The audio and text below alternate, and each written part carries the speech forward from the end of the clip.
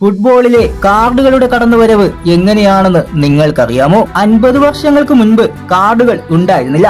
Referee താരങ്ങളോട് ലളിതമായിട്ട് സംസാരിച്ചായിരുന്നു അവരെ പുറത്താക്കിയിരുന്നത്. ഈ ഒരു രീതി തന്നെ ആയിരുന്നു 1966 വേൾഡ് കപ്പ് വരെ പിന്തുടർന്നു വന്നത്. അർജന്റീനയും ഇംഗ്ലണ്ടും തമ്മിൽ നടന്ന സെമി ഫൈനലിൽ അർജന്റീന താരത്തോട് റഫറി പുറത്തു പോകാൻ ആവശ്യപ്പെട്ടു. എന്നാൽ താരം പുറത്തു പോകാൻ തയ്യാറായിരുന്നില്ല. കാരണം റഫറി എന്താണ് പറയുന്നതെന്ന് താരത്തിന് മനസ്സിലായിരുന്നില്ല. തുടർന്ന് പോലീസ് ഇടപെട്ടായിരുന്നു താരത്തെ പുറത്താക്കിയത്.